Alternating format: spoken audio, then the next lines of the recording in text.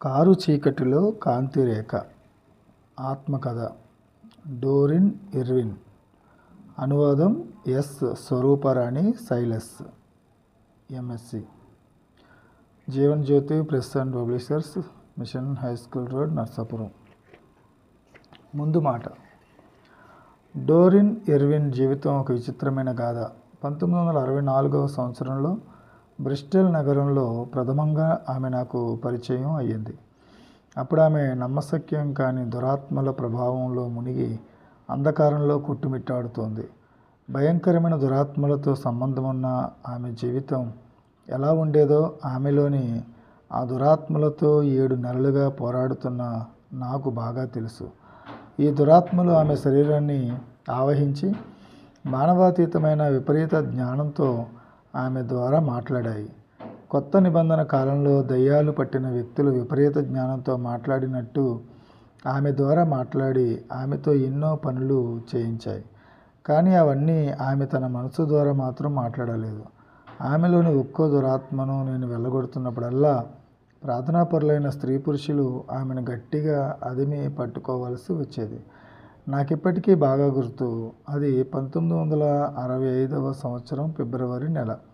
నేను బ్రిస్టల్ నగరంలోని చర్చిలో ప్రసంగిస్తున్నప్పుడు ఆమెలోని 47 దెయ్యాలలో ఆఖరుది విపరీతమైన కేకలతో ఆమెను బాధించి బయటికి తొలగించబడింది.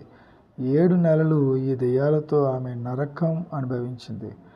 ఆమె జీవన్మరణ సమస్య పోరాటం ఇప్పుడు ముగిసింది. డోరిన్ మహోన్నతుడైన దేవుని కృపా చిహ్నంగా మారింది. దేవుని యొక్క మహోన్నతమైన శక్తి ద్వారా యేసు ప్రభువు నామంలోని సర్వ అధికారాన్ని బట్టి ఆమెలోని విపరీత శక్తులన్నీ తొలగిపోయాయి. అది నా గొప్పతనం కాదు.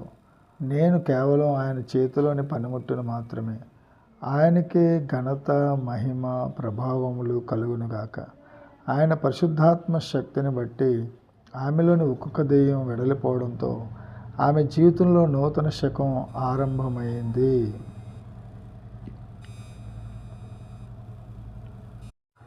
పంతొమ్మిది 1965వ సంవత్సరం డోరిన్ జీవితం దేవుని మహాకార్యముగా మలుపు తిరిగింది. ప్రస్తుతం ఆమె తన జీవితాన్ని ప్రభువుకు సమర్పించి విస్తృతంగా సువార్త సేవ చేస్తుంది. ఈమె చరిత్ర అంధకార శక్తుల ప్రభావానికి, అంధకార క్రియలలో పాల్గొనే వారికి తీవ్రమైన హెచ్చరికగా ఉంది. ఈ దినాల్లో ప్రపంచం అంతటా దురాత్మ శక్తులు విజృంభించాయని చెప్పడానికి సందేహించనక్కర్లేదు. తూర్పు దేశాలే కానీ, పశ్చిమ దేశాలే కానీ, ఆఫ్రికా దేశాలే కానీ ఎక్కడ చూసినా ఈ గారడీ విద్యలు, పిశాచికి గుళ్ళు కట్టి పూజలు చేయడం, చనిపోయిన బంధువుల ఆత్మలతో మాట్లాడడం, చేతబడి, భూత వైద్యం ఇత్యాది హేయ కార్యాలు రోజురోజుకు అధికమైపోతున్నాయి. ఈ దురాత్మల్ని గూర్చి దేవుని వాక్యం కూడా సాక్ష్యమిస్తుంది. యేసుప్రభు సాతాను అనే దుష్ట వ్యక్తిని గూర్చి కూడా హెచ్చరించాడు. వీడు తన దూతలైన దురాత్మలను మానవులను ఆవహించి వారిని లొంగదీసుకుని పూర్తిగా అణిచివేయడానికి లోకంలోనికి వదిలాడని కూడా నిరూపించాడు. యేసుక్రీస్తులో విశ్వాసం ఉంచిన వెంటనే నిజ విశ్వాసికి రక్షణ దొరుకుతుంది కదా. ఆ రక్షణ ఏమిటి? సాతాను బంధకాల నుండి, దురాత్మల ప్రభావం నుండి పూర్తి విడుదల అనుభవించడమే. ఈ అనుభవంలోనికి పరిశుద్ధాత్మ దేవుడు పాఠకులను నడిపించాలని, ఈ పుస్తకాన్ని క్రీస్తు ప్రభువు నా మహిమార్థమై వాడుకోవాలని నా ప్రార్థన. ఇంగ్లాండ్, 1972 సంవత్సరం. ఆర్థర్ నీల్ బ్రిక్స్హామ్. ఒక్క మాట. డోరిన్ ఇర్విన్ జీవిత చరిత్రను చదవడం, వెంటనే దీనిని తెలుగు భాషలోనికి అనువదించాలనుకోవడం నిజంగా నా భాగ్యంగా భావిస్తున్నాను. ఈమె జీవిత చరిత్ర క్రైస్తవులకు, క్రైస్తవేతరులకు ఎంతో మేలు చేకూర్చగలదని నా ఆశాభావం. నామకార్థ క్రైస్తవులకు, వెనక్కి దిగజారిన క్రైస్తవులకు, పాపాంధకారంలో దారి తెలియక కొట్టుమిట్టాడుతున్న అనేక మంది యవనస్తులకు ఈ పుస్తకం ఓ దారిని చూపెడుతుందని నా దృఢ నమ్మకం. నేటి యువతరం అజ్ఞానపు అంధకారంలో వెర్రితలలు వేస్తున్న నాగరికత ముసుగులో పడి పొగ త్రాగడం, గంజాయి తీసుకోవడం, మత్తు పానీయాల, మాదక ద్రవ్యాల వాత పడడం కూడా జరుగుతూనే ఉంది. ఈ సమస్యలన్నింటికీ జవాబు, పరిష్కారం క్రీస్తు ప్రభువేనని శ్రీమతి డోరిన్ ఇర్విన్ గారి జీవిత చరిత్ర డంకా మ్రోగించి చెబుతోంది. ఈ అనువాదంలో నాకు సహకరించిన నా తల్లిదండ్రులకు, సోదరి సుభాషినికి హృదయపూర్వక వందనాలు తెలుపుకుంటున్నాను. ఈ పుస్తకం ప్రచురణకు వెంటనే అంగీకరించి నన్ను ప్రోత్సహించిన ప్రచురణకర్తలు శ్రీ విల్సన్ గారికి నా హార్దిక కృతజ్ఞతలు అందజేస్తున్నాను. స్వరూపరాణి శైలాస్.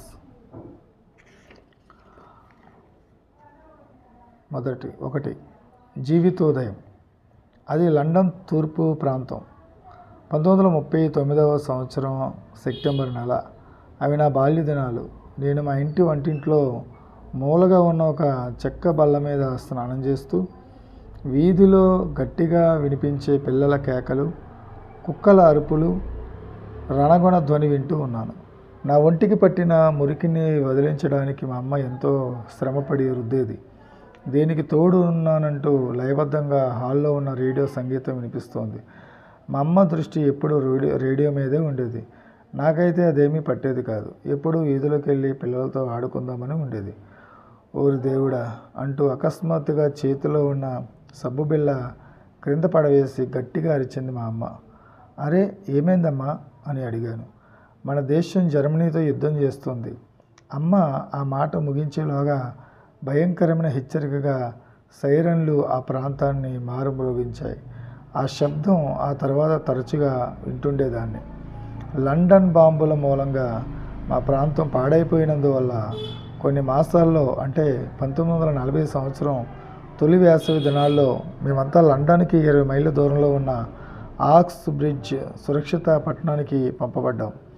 లండన్లో పుట్టిన నేను మిగిలిన నా బాల్య దశ అంతా అక్కడే గడపవలసి వచ్చింది. ఈ ఆక్స్ఫర్డ్ ప్రాంతం అంతా ఎప్పుడూ సందడిగా ఉండేది. 2 నదులే గాక చిన్న చిన్న వాగులు, కాలువలు ఉండడం వల్ల అటు పొలాలకు ఇటు పరిశ్రమలకు కూడా అవసరమయ్యే నీరు పుష్కలంగా దొరికేది. ఇక మా ఇంటి సంగతికి వస్తున్నాను.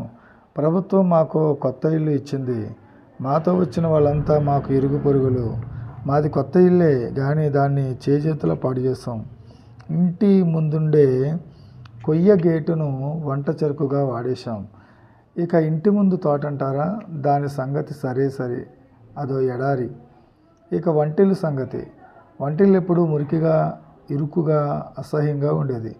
అన్నిటినీ మించి ఆ గదిని ఆక్రమిస్తూ ఓ పెద్ద పాత చెక్క బల్ల ఉండేది. దానిపైనే నాకు మా అమ్మ స్నానం చేస్తూ ఉండేది. దాని మీద టేబుల్ క్లాత్గా ఓ పాత న్యూస్ పేపర్ ఉండేది. దాని మధ్యలో ఓ పెద్ద గోధుమ రంగు టీ పాత్ర ఎప్పుడూ టీతో నిండుగా ఉండేది. ఎందుకంటే మా ఇంట్లో ఎప్పుడూ ఎవరో ఒకరు టీ తయారు చేస్తూనో త్రాగుతూనో ఉండేవారు. ఆ టీ పాత్రకు కొంచెం దూరంలోనే పాల సీసా ఒకటి ఉండేది. ఆ టేబుల్ చుట్టూ ఓ 3 కుర్చీలు మాత్రమే ఉండేవి. ఇవి తప్ప ఆ గదిలో ఏమీ లేవు. కిటికీలకు కానీ గుమ్మాలకు కానీ ఎలాంటి తెరలు లేవు.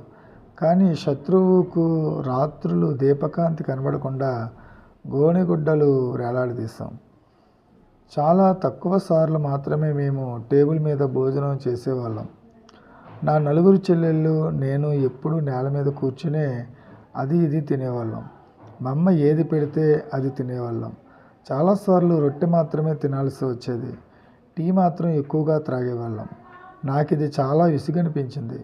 అందుకే ఓ రోజు మా అమ్మతో, ఏంటమ్మా రోజు రొట్టెనా, మాంసం, బంగాళాదుంపల కూర, కేకు లాంటివి ఎందుకు వండవు అని అడిగాను. అలాంటివి తినడానికి మనకు తాహతు లేదమ్మా, కాబట్టి సనగడం మానేసి పెట్టింది ఏదో తిను అంది అమ్మ. అంటే అవన్నీ కొనడానికి డబ్బు చాలా అవసరమా అమ్మ అంటూ మళ్ళీ నొక్కి అడిగాను. అవును, కాబట్టే మంచి పిల్లలా ఉన్నదాంతోనే సంతృప్తి పడాలి అంది అమ్మ. కానీ అమ్మ సమాధానం నాకేమీ తృప్తినివ్వలేదు. మిగిలిన వాళ్ళు ఎలా తమ జీవితాలను గడుపుతున్నారో, వాళ్ళ ఇల్లు ఎలా ఉన్నాయో చూడాలనే కోరిక నాలో అధికమైంది. ఆ రోజు నేను ఎన్నడూ మర్చిపోలేని రోజు. వాతావరణం చాలా చల్లగా హాయిగా ఉంది. చెట్లు, మైదానాలు ఎంతో అందంగా కనిపిస్తున్నాయి. చెట్ల కొమ్మలన్నీ పూలతో నిండి ఉన్న ఆ దృశ్యం ఎంతో రమణీయంగా ఉంది. ఆ కొమ్మల్లో ఓ కొమ్మకి హాయిగా ఊగాలనిపించింది. ఆ చెట్ల వెనుకగా ఖరీదైన మనుషుల అంతస్తును చూపే ఎత్తైన భవనాలు కనిపిస్తున్నాయి. నేను ఎలాగో కష్టపడి ఆ భవనాల తాలూకు ఒక కిటికీ గుండా లోపలికి చూశాను. అదో నూతన ప్రపంచంగా నాకు అనిపించింది.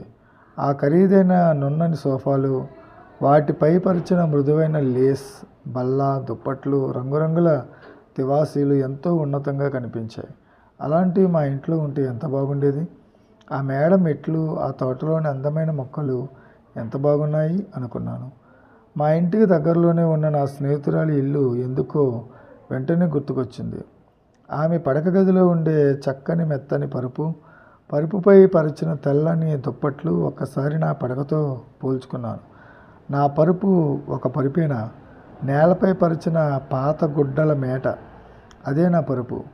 అమ్మా నాన్నలకు ఓ పరుపు ఇంట్లో ఉంది కానీ దానిపై దుప్పట్లే ఉండవు. అప్పుడప్పుడు నాన్న దాని మీద కూర్చున్నప్పుడు అది పెద్దగా చేసే శబ్దం గుర్తొచ్చి నాలో నేనే గట్టిగా ఓసారి నవ్వుకున్నాను.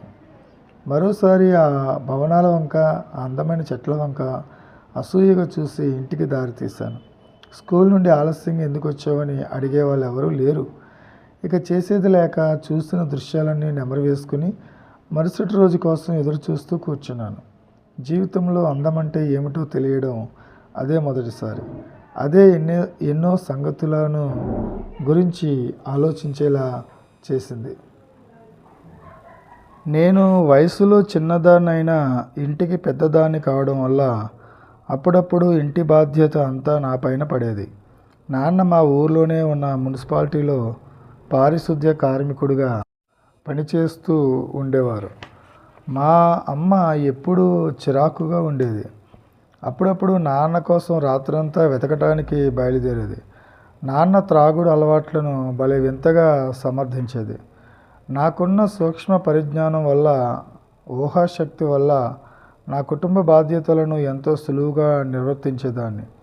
నా చెల్లాయిలందరికీ నేను వాళ్ళను శిక్షించిన నేనంటే వాళ్లకు ఎంతో ప్రేమ. నిజానికి నా క్రమశిక్షణ విధానమే చాలా ప్రత్యేకంగా ఉండేదని అందరికీ తెలుసు. అయినా దీన్ని ఎవ్వరూ అంతగా పట్టించుకోలేదు. అయినా అది నా విధి. నా చెల్లాయిలే కాక ఇరుగు పొరుగు వాళ్ళందరికన్నా పెద్దదాన్ని అవడం వల్ల, మంచి హాస్య ధోరణి ఉండడం వల్ల నేను ఒక నాయకురాలిగా చలామణి అయ్యాను. అన్నట్టు నా కుక్క సంగతి చెప్పడం మర్చిపోయాను. చిన్నప్పుడు నాకు జంతువులే స్నేహితులుగా ఉండేవి. ఇంటి వెనకాలే ఉండే తోటలో అవి ఉండేవి. తినడానికి ఏమీ గుడ్లు లేకపోయినా మా నాన్న తీసుకొచ్చిన కోళ్ళు మాత్రం ఉండేవి. బహుశా మా నాన్నే ఆ గుడ్లను త్రాగుడు కోసం అమ్మేసి ఉంటాడు. ఆ తోటలో ఇంకా 2 కుందేళ్ళు, కొన్ని పిల్లులు, ఒక మేక ఉండేవి. మా ఇంటి కుక్క బ్లెస్సీ మాత్రం నాకెంతో ప్రియమైనది. చుట్టుపక్కలంతా దానిని అందరూ డోరిన్ కుక్క అని పిలుస్తుండేవారు. నేను ఎక్కడికి వెళ్ళినా బ్లెస్సీ నా వెంట వస్తుండేది. నా స్నేహాలు అలాంటివి కావడం వల్ల మా విహారాలకు, ఆడుకోవడానికి మంచి బహిరంగ ప్రదేశాలు కావలసి వచ్చేవి. అదృష్టవశాత్తు మా ఊరిలో అలాంటి ప్రదేశాలు కొల్లలుగా ఉండేవి. అవే నదీ తీరాలు, విశాలమైన ఆకుపచ్చని మైదానాలు. నా తీర్మానాలు ఎప్పుడూ స్వచ్ఛందంగానూ ప్రత్యేకంగానూ ఉండేవి. చూడండి పిల్లలు, ఈ రాత్రికి మనం ఎక్కడికి వెళ్దాం? ఆటల మైదానానికా, పచ్చిక బేళ్ళకా అంటూ నా చుట్టూ ఉండే పిల్లల గుంపుతో అన్నాను. ఆటల మైదానానికి వెళ్దాం డోరిన్ అంటూ పిల్లలు గట్టిగా అరిచారు. ఒక క్షణం పాటు ఆలోచించి, వద్దు, నది దగ్గరికే వెళ్దాం అన్నాను. వాళ్ళంతా నన్ను అనుసరించారు. నిజానికి ఆటల మైదానం చాలా బాగుంటుంది. ఎందుకంటే అక్కడ కావలసినన్ని ఆట వస్తువులు ఉంటాయి. కానీ డోరిన్ ఎక్కడికి వెళ్తే అక్కడ కావలసినంత హాస్యం, అల్లరి, ఉత్సాహం ఉరకలేస్తాయి. ఒక తమాషా ఏంటంటే పిల్లలందరినీ బస్ స్టాప్ దగ్గర పోగు చేయడం, తర్వాత బస్ దగ్గరకు రాగానే ఆపు చేయమన్నట్టు చేయి చాపడం, తీరా ఆగిన తర్వాత ఎక్కకుండా గట్టిగా నవ్వి పారిపోవడం. ఇదే మేము చేసే అల్లరి పని. కానీ ఈ తమాషా ఎంతో కాలం పనిచేయలేదు. కొన్నిసార్లు డ్రైవరు బస్సు ఆపకుండా వేగాన్ని పెంచి మమ్మల్ని చూసి గట్టిగా నవ్వేవాడు.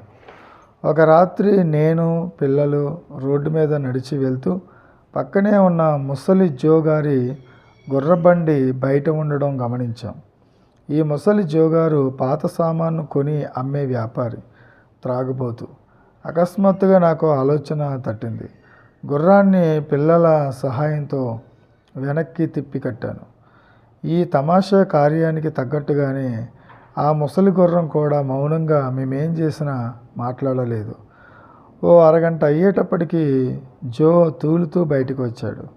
బాగా తాగి ఉన్నాడేమో, బండి ఎలాగుందో కూడా చూసుకోకుండా ఎక్కి కూర్చున్నాడు. చల్ చల్ అని అదిలించాడు. ముసలి జో గుర్రం ముందుకు వెళ్ళేది కాస్త వెనక్కెళ్తూ ఉంది. పాపం జోకి ఇదేమి అర్థం కాక ఆ ముసలి గుర్రాన్ని అలాగే అదిలిస్తున్నాడు. ఇక మా నవ్వులకి కేకలకి అంతే లేదు. మేము చేసే తమాషాలన్నీ ఇలా ప్రమాదం లేనివనే చెప్పలేను. ఉదాహరణకు పరిసరాల్లో ఉండే చిన్న షాపుల్లో మేము తరచూ చేసే దొంగతనాలు కొంచెం ప్రమాదకరమైనవే. ఇలాంటి పనులన్నీ ఎందుకు చేస్తున్నానంటే కేవలం ఆకలితో అలమటించే ఆ చిన్నారి బాలలు అప్పుడైనా ఏమైనా తింటారని నా ఆశ. అవి సంపాదించే ఏకైక మార్గం వాటిని దొంగిలించడం మాత్రమే అన్నదే అప్పట్లో నాకు తెలిసిన విషయం. నా ట్రిక్ చాలా సులభమైంది. ఏదో విధంగా దారిని పోయే వాళ్ళను అడిగి 1-2 పెన్నీలు సంపాదించి పక్కనున్న వీధిలోని మిఠాయి దుకాణానికి పిల్లలతో వెళ్ళడం. మిఠాయి కొట్టు యజమాని దృష్టి నా చేతిలో ఉన్న పెన్నీ పైన ఉన్న సమయంలో పిల్లలు వాళ్ళకు కావలసినవేవో తీసుకుని అక్కడి నుంచి ఉడాయించేవారు. కేక్ షాపులు అయితే ఇలా చేయడం చాలా సులభం. ఎందుకంటే కిటికీల నుండి బన్నులన్నీ కనిపిస్తుంటాయి కాబట్టి చాలా సులభంగా కొట్టేయచ్చు. కానీ ఒకసారి మాత్రం మేము పట్టుబడిపోయే పరిస్థితి వచ్చింది. మా చెల్లి ఒక బన్నును లాగే సమయానికి దాంతోపాటు 5-6 బన్నులు బయటకు వచ్చి కింద పడ్డాయి. ఆమె పరుగు మానేసి అవి ఏరుకుంటూ కూర్చుంది. ఇది చాలా ఇరకాటమైన స్థితి. ఈ దొంగతనాల గురించి మా అమ్మకు తెలిస్తే ఆమెకు చాలా కోపం వస్తుంది. అమ్మ మొహం తన మానసిక బాధల వల్ల కాబోలు ఎప్పుడూ విచారంగా ఉండేది. జీవితమే ఒక పోరాటమైతే ఇక నీతిని గూర్చి దేవుని గూర్చి ఆలోచించడానికి సమయం ఎక్కడిది? దేవుడు అనే పదం బూతు మాటగా అనిపించేది నాకు. మా ఇంట్లో ఎన్నో బూతు మాట్లాడేవాళ్ళం. మా నాన్నగారి త్రాగుడు మితిమీరిపోయింది. కొన్నిసార్లు ఆయన చాలా క్రూరంగా ప్రవర్తించేవారు. అప్పుడప్పుడు మా అమ్మ ముఖం గాయాలతోనూ పెదవులు పగిలినట్టుగాను ఉండడం నేను గమనించాను. ఆమె కళ్ళు ఎప్పుడూ బాధతో నల్లగా ఉండేవి. అనేక సార్లు మా ఇంటి వెనుక ఉన్న తోటలోకి వెళ్ళి, ఓరి దేవుడా, మాకేమీ కష్టాలు రానియకు, మమ్మల్ని అభాసుభాలు చేయకు అని గట్టిగా అరిచేదాన్ని. పరిస్థితి ఇలాగే కొనసాగితే మా గతేమిటి? అన్నిటికన్నా ముఖ్యంగా ఎప్పుడూ ఏదో కోల్పోయినట్టుగా విచారవదనంతో ఉండే అమ్మ ముఖం నన్నెంతో కలవరపెట్టేది. అయినా పరిస్థితులన్నీ ఎప్పుడూ ఒకేలా ఉండవు కదా. ఇవాళ కాకపోతే రేపైనా చక్కబడతాయి. అవి నన్ను నేను ధైర్యపరుచుకుంటూ ఉండేదాన్ని. ఒకరోజు ఉదయాన్నే మా అమ్మ నన్ను మెల్లగా తట్టి పిలవడం గమనించాను. డాలీ, లేమ్మా లే అని పిలుస్తుంది. అమ్మ నన్ను ఎప్పుడూ అలాగే పిలుస్తుండేది. అందులో వయస్సుకు చాలా చిన్నదాన్ని కాబట్టి కాబోలు మరింత ముద్దుగా పిలుస్తుంది. పాత గుడ్డల కుప్ప మీద అలాగే జారబడి కూర్చుంటూ, ఏంటమ్మా ఏమైంది అని అడిగాను. ఏం లేదు తల్లి, ఇదిగో ఈ చీటీ పట్టుకెళ్ళి ఆ షాపులో ఇచ్చిరా అంది. అప్పటికింకా పూర్తిగా తెల్లవారకపోయినా మా అమ్మ మొహంలోని ఆతృత నాకెంతో స్పష్టంగా కనిపించింది.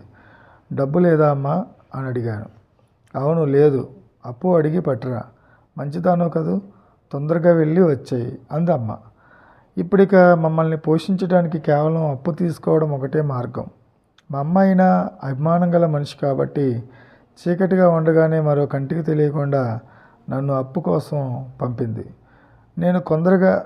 నేను తొందరగా సిద్ధపడి వీధిలోకి పరిగెత్తాను.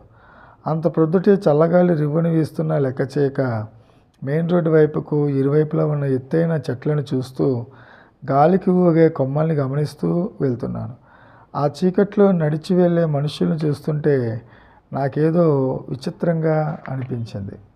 షాపుకెళ్ళి అడ్డదారిలో ఉన్న ఓ చిన్న సమాధి ఎదురుగా ఒక్క క్షణం ఆగాను.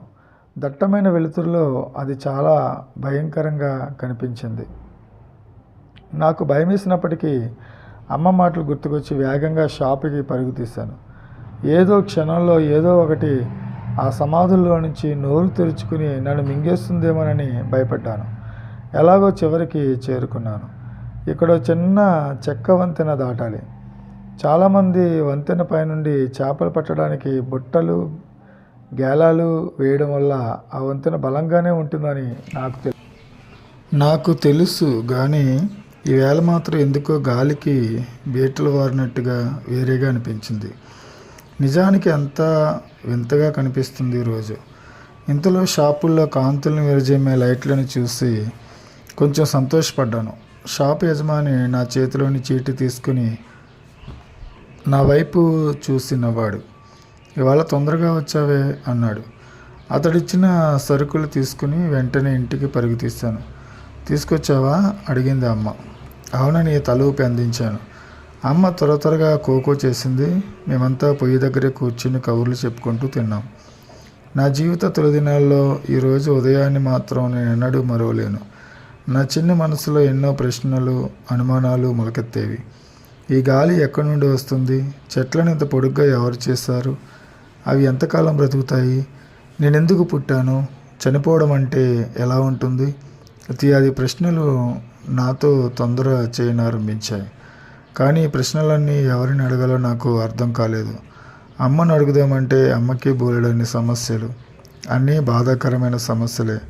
అదిగాక అమ్మకి ఈ విషయాలు తెలుసో లేదో అని నా సందేహం. జీవితం అంటే ఏమిటి? దీని అర్థం ఏమిటి? నా జీవితంలోని తొలి రోజుల్లోని జ్ఞాపకాలు నా మనసులో చెరగని ముద్ర వేశాయి. ఎన్నో విషయాలు జరిగాయి. దుస్సంఘటనలు నవ్వు పుట్టించేవి, ఆశ్చర్యపరిచేవి, ఎన్నెన్నో. కానీ సంతోషపరిచేవి మాత్రం చాలా తక్కువ. ఏదేమైనప్పటికీ జీవితం అనేది కష్టపడి బ్రతకడానికి కానీ, కూర్చుని సరదాగా గడిపేయడానికి, సావధానంగా ఆలోచించడానికి కాదు. వేసవి సెలవుల్లో సూర్యుడు ఎప్పుడూ వెలుగుతున్నట్టే కనిపిస్తాడు. రోజులు కూడా ఎక్కువ వేడిగా, ఎక్కువ కాలం బయట గడిపేవిగా ఉంటాయి. నేను వీధుల్లో తిరుగుతూ ఒక్కోసారి చాలా రాత్రయ్యే వరకు అల్లరి చేస్తూ ఉండేదాన్ని. నాతో ఎప్పుడూ నా చిన్నారి పిల్లల గుంపు ఉండేది. మేమందరికీ చాలా దీనంగా నిరుపేదలంగా కనిపించి ఉంటాం. చలికాలానికి వేసవి కాలానికి నాకున్నది ఒకే జత నూలు వస్త్రాలు, దళసరి బనియన్ మాత్రమే. ఈ గుడ్డలు ఏళ్ల తరబడి వాడుతున్నవి. మేజోల సంగతి సరే, అవి చాలా ఖరీదు. మాకు చెప్పులు కూడా ఉండేవి కావు. నా జీవితంలో ఇలాంటి స్థితి నన్నెప్పుడూ కృంగదీయలేదు. ఎందుకంటే నేను ఇంకా చాలా చిన్నదాన్ని. ఇది కేవలం జీవిత తొలి ఉదయం మాత్రమే. చేపల వేట. మా నాన్న ఎప్పుడూ తాగుతూ చిరాగ్గా ఉన్నా ఆయన్ని నేను ఎప్పుడూ హృదయపూర్వకంగా ప్రేమించేదాన్ని. ఆయన ఎక్కువ తాగకుండా అమ్మని దుఃఖపెట్టకుండా ఉంటే బాగుండు అనుకునేదాన్ని. ఆయన సంపాదించిన ప్రతి పైసా తాగుడికి ఖర్చు పెట్టేవాడు. రేషన్ కార్డు మీద వచ్చిన సరుకులు, వంట చెరుకు కూడా తాగుడు కోసం అమ్మేసేవాడు. ఇక మాకు తినడానికి, బట్టలకి, పొయ్యిలోకి ఏం మిగులుతుంది? కానీ ఆయన నా తండ్రి. ఆయన నాతో గడిపిన కొన్ని క్షణాలను నేను ఎప్పుడూ మరువలేను. అవి చాలా విలువైనవి. అది శనివారం చక్కని ఉదయం. ఆ వేళ నాకు స్కూల్ లేదు. నాన్నగారు కూడా ఉదయాన్నే లేచి వంటగదిలో గడ్డం గీసుకుంటున్నారు. ఆయన చాలా ఆనందంగా ఉన్నట్టున్నారు. గొంతెత్తి గట్టిగా పాడుతున్నారు. ఉన్నట్టుండి ఆయన నన్ను పిలిచారు. డోరీన్, నువ్వు అప్పుడే నిద్రలేచావా? అవును నాన్న, చెప్పాను నేను. నాన్న అలా పిలవడం నా చెవుల్ని నేనే నమ్మలేకపోయాను. అందుకే వెంటనే బట్టలు వేసుకోలేకపోయాను. కొన్ని క్షణాల్లోనే నాన్నగారి చేతిలో చేయి వేసి రోడ్డు దిగి చేపల వేటకు బయలుదేరాను. మేము నదిని చేరేటప్పటికీ నాన్న సగర్వంగా తెప్పను నదిలోకి త్రోయడం గమనించాను. నాన్న నిజంగానే మంచి చేపల వేటగాడు. ఆయన దారి పొడుగునా నాకు చేపలు ఎలా పట్టాలో వివరిస్తుంటే నేను వింటూ వస్తున్నాను. విన్నదంతా నాకు అర్థం అవుతుందని కాదు, కానీ ముఖ్యమైన విషయం ఏంటంటే మా నాన్నగారితో ఉండడం. మా చుట్టూ మిగతా పిల్లలెవరూ లేరు. మేమిద్దరం నవ్వుకుంటూ చేపలను చూస్తూ హాయిగా గడిపాం. నాకు ఆ రోజు మరువలేనిది. చల్లని పరిశుభ్రమైన గాలికి నా పొడవైన రాగి రంగు జుట్టు ముఖాన పడుతుంది. ఆ క్షణంలో నాకు జీవితం చాలా చైతన్యవంతంగా కనిపించింది. పొడవైన చెట్లు, ఆకుపచ్చని రంగుతో మిసమిసలాడుతున్న అందమైన నదీ గట్టు ఎంతో ప్రశాంతంగా కనిపించింది. గత కొన్ని వారాలుగా అనుభవిస్తున్న దుఃఖమంతా బాలభానుడి బంగారు కిరణాల స్పర్శతో మాయమైనట్లు అనిపించింది. పక్షుల కిలకిలరావాలు, నదీ ప్రవాహపు ధ్వని తప్ప ఇంకేమీ వినిపించడం లేదు. యుద్ధం జరుగుతుందంటే ఎవరూ నమ్మరు కూడా. అంత ప్రశాంతంగా నెమ్మదిగా ఉండడం వల్ల నాకు ఈ ప్రపంచంలో నేను, మా నాన్నగారు ఇద్దరమే ఉన్నట్టు అనిపించింది. నా ఆలోచనలో కొంత భాగం మాత్రమే మా నాన్నగారికి తెలుసు. ఇక నుంచి మా నాన్న త్రాగడం పూర్తిగా మానేస్తే, నన్ను ప్రతిరోజు చేపల వేటకు తీసుకెళ్తే అప్పుడు ఎంత బాగుంటుందో. ఈ విధంగా సాగే నా ఆలోచనలు భవిష్యత్తుపై ఏదో తెలియని ఆశను పుట్టిస్తున్నాయి. ఇక మన ఇంటికెళ్ళే సమయమైంది డోరియన్ అన్నారు నాన్న. సమయం ఎంతో తొందరగా గడిచిపోయింది. నాన్నగారు ఇంటికి వచ్చారు. ఆయన తెచ్చిన చేపలు కొన్ని బాత్రూంలో ఉంచారు. నిజానికి మా బాత్రూమ్ ఎప్పుడూ దాని పేరుకు తగినట్టుగా ఉపయోగపడలేదు.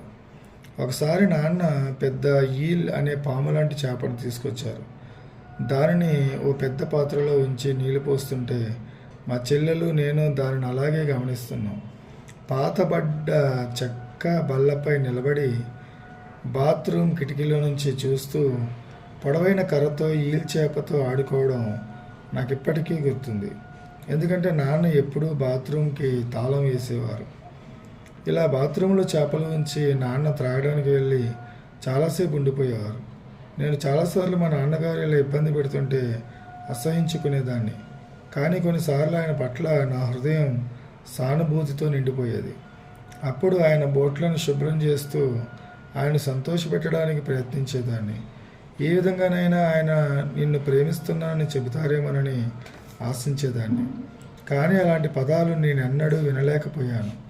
ఈ విధంగా ప్రేమ, అసహ్యం, జాలి ఇవన్నీ కలిసి నన్నెంతో తికమక పెట్టి అంతకు ముందు కన్నా మరెక్కువ నిరాశ కలిగించేవి. నన్ను ఎవరైనా నిజంగా ప్రేమిస్తే ఎంత బాగుండు అనుకునేదాన్ని విచారంగా. జీవితం ఇంకా దిగజారిపోతుంది. నాన్న త్రాగుడు మితిమీరింది. ఇక అమ్మ ఎప్పుడూ దిగులుతోనే కనిపించేది. దీంతో పాటు బయట ప్రపంచంలో యుద్ధ తీవ్రత పెరగడంతో నాలో ఎన్నో భయాలు కలిగాయి. పగలు తుపాకుల శబ్దాలు అంతగా వినిపించేవి కాదు, కానీ రాత్రుళ్ళు చాలా భయంకరంగా ఉండేది. అమ్మ నాన్నను వెతకడానికి బయలుదేరినప్పుడల్లా నేను రాత్రివేళ మా చెల్లెలను చూసుకుంటూ ఒంటరిగా ఉండవలసి వచ్చేది. నాన్న త్రాగడం వల్లనే అమ్మకి కష్టాలు అని ఆలోచించడం మొదలుపెట్టాను. నా నలుగురు చెల్లెళ్ళు భయంతో ఏడుస్తూ నన్ను అంటి పెట్టుకుని ఉండేవారు. మేమంతా గదిలో గుట్టగా ఉన్న పాత బట్టల మీద పడుకొని ఏడుస్తూ ఉండేవాళ్ళం. నేను చెల్లెళ్లకు ఎలాగో సర్ది చెప్పి నిద్రపుచ్చేదాన్ని. నేనంతవరకు నిగ్రహించుకున్న కన్నీళ్ళన్నీ చెక్కిళ్ళపై జారిపడేవి.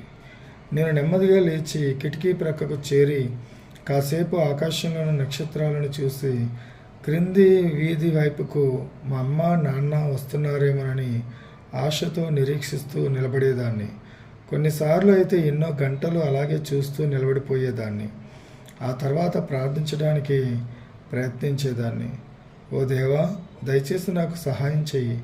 నేను అయోగ్యురాల్ని అనుకుంటే కనీసం నా ఈ చిన్నారి చెల్లెళ్ళపైనైనా నీ దయ చూపించు. నాకు తెలుసు నేను ఎప్పుడూ మంచిదాన్ని కానని. దేవా, దయచేసి మమ్మల్ని అందరినీ కాపాడు, ముఖ్యంగా అమ్మను నాన్నను కాపాడు అని ప్రార్థించేదాన్ని. కానీ ఏ మార్పు కనబడలేదు. దాంతో నా ప్రార్థనలకు జవాబు దొరకదని భావించి చివరకు దేవుడు లేడనే నిశ్చయానికి వచ్చి ప్రార్థించడం మానేశాను. మా నాన్న ప్రతి ఆదివారం తప్పతాగి మధ్యాహ్నానికల్లా ఇంటికి చేరుకునేవాడు. ఆ సమయంలో మేము ఇంట్లో ఉండడం ఆయనకు చిరాకు తెప్పించేదేమో. నన్ను చెల్లెళ్లను సండే స్కూల్కి పంపేవారు. నేను సండే స్కూల్లో ఒక్క ముక్క కూడా వినేదాన్ని కాదు. పైగా చాలా అల్లరి చేసేదాన్ని. 3 సార్లు నా అసహ్యకరమైన ప్రవర్తనకు బయటికి పంపబడ్డాను కూడా. ఎందుకంటే నేను చేసే అల్లరి తక్కువేమీ కాదు. పాటలు పాడేటప్పుడు నా సొంత మాటలు కలిపి పాడుతూ అల్లరి చేసేదాన్ని. దాంతో పాపం ఆ టీచర్లకి నన్ను సరిచేయడం చాలా కష్టమయ్యేది. నన్ను పట్టుకోవాలని వాళ్ళు ప్రయత్నించిన మెరుపులా వాళ్ళ బారి నుండి తప్పించుకునేదాన్ని. సండే స్కూల్కి వచ్చే పిల్లలు వేసుకునే బట్టలు అవి చూస్తుంటే వాళ్ళంతా మాకన్నా ఎంతో గొప్పగా ఉన్నట్టు, మేమంతా చాలా మురికిగా ఉన్నట్టు అనిపించేది. దాంతో వాళ్ళకి మారు పేర్లు పెట్టి నానా విధాలుగా ఏడిపించేవాళ్ళం. నాతో పాటు నా పిల్లల గుంపు కూడా నా మాట తూచా తప్పక చేసేవారు. మేమంతా కలిసి ఆ సండే స్కూల్ను రణరంగంగా మార్చేసేవాళ్ళం. నాకు మాత్రం ఆ సండే స్కూలు ఓ హాస్యవల్లరికి నిలయమనిపించేది. నా గురించి, మా ఇంటి గురించి చాలా కొంచెం మాత్రమే ఆ టీచర్లకు తెలుసు. వారు మాత్రం మా పట్ల ఎంతో సహనాన్ని చూపేవారు. నన్ను, నా చెల్లెళ్లను ప్రేమతో పలకరించేవారు.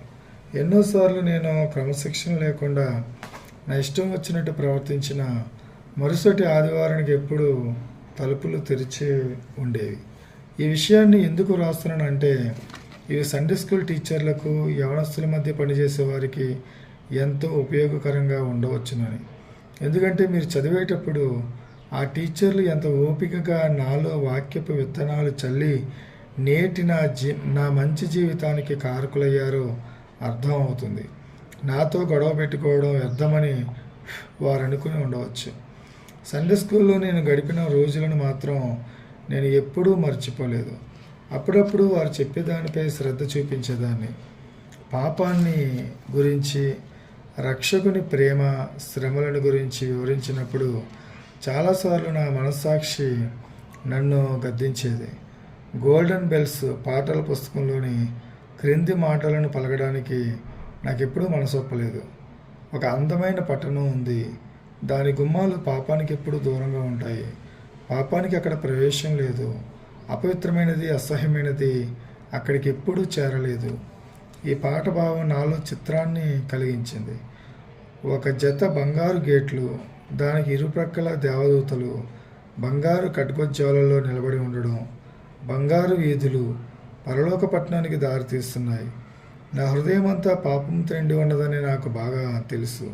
అందుకే అక్కడికి ప్రవేశించే అర్హత ఇక లేదనుకున్నాను. ఎలాంటి పాపికి అక్కడ ప్రవేశం లేదని మా సండే స్కూల్ టీచర్లు చెప్పారు. దొంగతనం చేసే వాళ్ళు ఎవరూ పరలోకం చేరలేరు. అది నేనే అనుకున్నాను. అందువల్ల నేను ఎప్పటికీ వెళ్ళలేను. ఎందుకంటే దొంగిలించడం మానకపోతే నాశనం అవుతాను అనే స్లోగన్ ఉంది కాబట్టి. అందుకే పరలోకానికి ప్రవేశించే ఆలోచనను విరమించుకున్నాను. అయినా కేకులు, ఆపిల్స్ మొదలైన వాటి కోసం సండే స్కూల్కి వెళ్తుండేవాడిని దాన్ని. అంతేకాక అప్పుడప్పుడు టీచర్స్ ఇచ్చే కానుకల కోసం కూడా వెళ్తుండేదాన్ని. ఇవి కాక సండే స్కూల్ పార్టీలు, పిక్నిక్లు కూడా ఉండేవి. మేమంతా వాటి కోసం ఎదురు చూసేవాళ్ళం. కాబట్టి ఆ అవకాశం ఎప్పుడూ వదులుకునే వాళ్ళం కాదు. ప్రతి ఏడు క్రిస్మస్ వస్తుంది, వెళ్తుంది. కానీ నాకు కానీ, నా చెల్లెలకు కానీ ఒక ఆట బొమ్మ కూడా రాలేదు. అలాగే పుట్టినరోజులకు కూడా ఒక గ్రీటింగ్ కార్డు కానీ, ఒక కానుక కానీ వచ్చేది కాదు. చుట్టుపక్కల యుద్ధం తాలూకు కాల్పులు నన్ను భయపడుతుంటే సండే స్కూల్లో విన్న పాఠాలను గుర్తు చేసుకునేదాన్ని. ప్రార్థన చేసుకుందాం అనుకునేదాన్ని, కానీ ఎందుకులే అనుకునేదాన్ని. మళ్ళీ నాకు 10 ఏళ్ళప్పుడు బాలికల గైడింగ్ గుంపులో చేరడానికి నిశ్చయించుకున్నాను. ఇక్కడ నేను అల్లికలు, కుట్లు, ప్రథమ చికిత్స మొదలైన విషయాలు నేర్చుకున్నాను. మా మేడం నేనంటే ఎంతో శ్రద్ధ తీసుకునేవారు. నేను కూడా ఆమెను ఎంతో ఇష్టపడేదాన్ని. నా తల్లిదండ్రులు నాకేమీ ఇవ్వరని తెలిసి ఆమె నాకు చక్కని యూనిఫామ్ కుట్టించారు. ఆదివారం నేను ఎంత చిల్లరిగా ఉండేదాన్నో, సోమవారం సాయంత్రాలు మా మేడంను కలుసుకున్నప్పుడు అంత మంచిగా ఉండేదాన్ని. అందుచేత నాపై వచ్చే ఫిర్యాదుల్ని ఆమె నమ్మలేకపోయేది. వేసవి సెలవుల్లో నిర్వహించే క్యాంపుకు వస్తావా, డబ్బు నేనే చెల్లిస్తాను అని ఆమె ఒక రోజు నన్ను అడిగారు. అంతకంటే అద్భుతమైన విషయం మరొకటి కనిపించలేదు నాకు. అందుకే వెంటనే ఇంటికెళ్ళి అమ్మను అడిగాను. అమ్మ ఒప్పుకుంది. అప్పటి నుంచి ఆ రోజు ఎప్పుడు వస్తుందో అని ఎదురు చూసేదాన్ని. క్యాంపుకి వారం రోజులు సమయం ఉందనగానే మా మేడం నన్ను దగ్గరికి పిలిచి మంచి సబ్బు, మెత్తని టవలు, క్రొత్త దువ్వెన, పేస్టు, టూత్ బ్రష్, ఒక జత మేజోలు, జత పైజామాలు మొదలైన వస్తువులని ఇచ్చారు. ఇలాంటి వస్తువులు నేను ఎప్పుడూ ఉపయోగించకపోవడంతో అలాగే చూస్తుండిపోయాను. అంతలో ఆమె వచ్చి, ఈ వస్తువులు నీకు ఇచ్చానని ఎవరికీ చెప్పకు, ఇంటికి పట్టుకెళ్ళి క్యాంపుకి వచ్చేటప్పుడు తెచ్చుకో అని చెప్పారు. మిగతా పిల్లలందరితోనూ నేను సమానంగా ఉండాలని ఆమె భావించింది. ఆమె పట్ల నా హృదయం కృతజ్ఞతతో, ప్రేమతో నిండిపోయింది. అప్పుడప్పుడు ఆ వస్తువులన్నీ తీసి లెక్కబెట్టుకుని జాగ్రత్తగా ఉన్నాయో లేవో చూసుకుంటూ ఉండేదాన్ని. ఎదురు చూసిన రోజు రానే వచ్చింది. నేను తెల్లవారుజామునే లేచాను. ఆ రోజు శనివారం. వెంటనే బయలుదేరి అందరికంటే ముందుగా మేము బస్సు ఎక్కవలసిన ప్రదేశానికి చేరుకున్నాను. కాసేపటికి వ్యాన్ వచ్చింది. దానిలో నాతో క్యాంపుకు వచ్చే పిల్లలున్నారు. వారితో కలిసి నేను ప్రయాణం చేయడం నా జీవితంలో గర్వించదగ్గ మొదటి క్షణం. మా క్యాంపు స్థలం ఆక్స్ బ్రిడ్జికి దగ్గరలోనే ఉంది. అది చాలా అందమైన ప్రదేశం. నేను ఎప్పుడూ బస్సులో ప్రయాణం చేయకపోవడం వల్ల కొన్ని మైళ్ళ దూరం అయినా 100 మైళ్ళలా అనిపించింది. ఇంట్లో నుంచి వెళ్ళిన వారం రోజులు నేను ఎప్పుడూ మర్చిపోలేను. అక్కడ ఆటలు, చెట్ల మధ్య పరుగులు ఏమని వర్ణించను. ప్రతి సాయంత్రం మేమంతా అర్ధచంద్రాకారంగా కూర్చుని పాటలు పాడుకుంటూ క్యాంప్ ఫైర్ వేసుకునే వాళ్ళం. పైన్ చెట్ల నుంచి వచ్చే పరిమళాలు, మేము వేయించే బంగాళాదుంప వాసనలు క్యాంప్ ఫైర్తో కలిసిపోయి ఆ సాయంత్రం వెచ్చగా ఎంతో ఆహ్లాదకరంగా ఉండేది. మాటల్లో చెప్పాలంటే ప్రతిదీ అపురూపంగానే కనిపిస్తుంది. దూరం నుంచి పక్షుల కిలకిలరావాలు వినిపిస్తున్నాయి. అల్లంత దూరాన పొడవైన చెట్ల మధ్య నుండి సూర్యుడు ఎర్రని బంతిలా కనిపిస్తున్నాడు. ఆ సమయంలో నా మనస్సు ఆనంద డోలికల్లో తేలిపోయింది. ప్రకృతిలోని ప్రతి ప్రాణి నాలోని సంతోషం, సంతృప్తి పంచుకుంటున్నాయా అనిపించింది. ఇంట్లో మురికి గుడ్డల మీద పడుకునే నాకు టీచర్ ఇచ్చిన పైజామాలు ధరించి శుభ్రమైన దుప్పట్లు కప్పుకుంటుంటే ఎంతో ఆనందం కలిగింది. పళ్ళు తోముకోవడం నాకు చాలా కొత్త విషయం. ఇవి కాక ఆహారం సమృద్ధిగా ఉండేది. శుభ్రమైన గాలి, విశ్రాంతి, ఇవన్నీ నేను ఎంతో కోరుకున్నాను. సువాసన వచ్చే సబ్బుతో స్నానం చేసి మెత్తని టవల్తో ఒళ్ళు తుడుచుకోవడం, ఇవన్నీ సాహసోపేతంగా అనిపించాయి. నా చిన్నతనంలో నేను గడిపిన మధురమైన గడియ ఏదైనా ఉంటే ఈ 7 రోజుల క్యాంపులో మాత్రమే. ఆదివారం మమ్మల్ని చర్చికి తీసుకెళ్లారు. అక్కడ కూడా నేను ఎంతో సంతోషపడ్డాను. సిలువలో క్రీస్తు ప్రభువు మరణం గురించి చెప్పేటప్పుడు పాస్టర్ గారి కళ్ళ నుండి అశ్రుధారలు ప్రవహించాయి. అది చూసిన నాకు ఆక్స్ఫర్డ్లోని సండే స్కూల్లో నా ప్రవర్తన గుర్తుకొచ్చి ఎంతో దుఃఖించాను. ఈ క్షణాలు ఎప్పటికీ ఇలాగే ఉంటే బాగుండునని అనిపించింది. కానీ మేము వెళ్ళిపోయే సమయం రానే వచ్చింది. ఎవరికి వారు తమ తమ సామాన్లు సర్దుకొని వ్యాన్లో పెట్టుకుని తిరుగు ప్రయాణానికి సిద్ధమయ్యారు. నాకు చాలా బాధగా అనిపించింది. కానీ మరుక్షణమే వ్యాన్ ప్రయాణం ఉందిగా అని సంబరపడ్డాను. చాలా తొందరగానే అందరూ ఆక్స్ బ్రిడ్జ్ చేరుకున్నారు. క్యాంపుకి వెళ్ళేటప్పుడు చాలా సమయం పట్టినట్టు అనిపించిన ఇంటికి వచ్చేటప్పటికి చాలా తొందరగా వచ్చేసాం అనిపించింది. నేను వ్యాన్లోంచి దిగగానే చుట్టూ అల్లరిమోక చేరారు. నేను క్యాంపులో సంతోషం గడిపి వచ్చానేమో, ఇంటి పరిస్థితి మరీ అధ్వానంగా కనిపించింది. ఈ 7 రోజుల క్యాంపు నన్ను ఒక ప్రత్యేకమైన వ్యక్తిగా తీర్చిదిద్దటానికి నాంది అయ్యింది. ఏదో నదిగట్ల వెంట తిరిగి చేపలు పట్టి సరదాగా గడిపేసే నన్ను దేవుడిలా పిలిచి మనుషులను పట్టే జాలరిగా చేస్తాడనుకోలేదు. 3. అమ్మ. క్యాంపుకు వెళ్ళి వచ్చిన తర్వాత కూడా నా జీవితం మున్పట్లాగే సాగింది. కొన్ని సమయాల్లో అయితే ఇంట్లోని ఘర్షణలు, వాదనలు భరించలేనివిగా ఉండేవి. నా బ్రతికింతేనా, ఈ సమస్యలకు, బాధలకు అంతే లేదా అని ఆలోచిస్తూ ఉండేదాన్ని. నా కుటుంబం చివరికి ఏమవుతుందోననేదే నా ఆవేదన. నా మనస్సంతా ఇలాంటి ఆలోచనలతో, ప్రశ్నలతో నిండి ఉన్నప్పుడు స్కూల్లో మంచి విద్యార్థినిగా ఎలా ఉండగలను? నేను ఆక్స్ బ్రిడ్జిలో ఉన్న సెయింట్ జాన్స్ ప్రైమరీ స్కూల్లో చదువుతున్నప్పటికీ నేర్చుకున్నది చాలా తక్కువ. నా సమస్యలేవి అర్థం కాని మా టీచర్లు ఎప్పుడూ బడి మానేయమని చెబుతుండేవారు. నాకు స్కూల్ అంటే ఒక పీడకలలా ఉండేది. ముఖ్యంగా తరచుగా స్కూల్కి ఆలస్యంగా వెళ్ళడం వల్ల చిక్కులు ఎదురయ్యేవి. ఎంత ప్రయత్నించినా సరైన సమయానికి వెళ్ళలేకపోయేదాన్ని. క్లాసులో టీచర్లు దర్జాగా కూర్చుని నన్ను పొమ్మని చెప్పడం చాలా సులభం అనుకునేదాన్ని. బహుశా ఈ తిరస్కారం నేను వేసుకునే దుస్తులను బట్టి కూడా కావచ్చు. మిగతా పిల్లలందరికన్నా నేను ఎంత అసహ్యంగా ఉన్నానో ఒకసారి గమనించుకున్నాను. ఎందుకంటే నా జుట్టు ఎప్పుడూ పేలు పట్టి చింపిరిగా అసహ్యంగా ఉండడం వల్ల నర్సు నన్నెప్పుడూ ఇంటికి వెళ్ళిపోమ్మనేది. అందుకే ఆమె అంటే నాకు చెప్పరాని అసహ్యం. ఆమె ఎప్పుడూ నన్ను నా చెల్లెలను తిట్టేది. అసలు వీళ్ళంతా నన్ను ఎందుకు పట్టించుకుంటారు, నా విషయం వీళ్ళకి ఎందుకు, అలా సాగిన ఆలోచనలు. అందమైన దుస్తులు వేసుకుని చక్కగా తయారైన పిల్లలందరి దృష్టికి నేను చాలా హాస్యాస్పదంగా కనిపించేదాన్ని.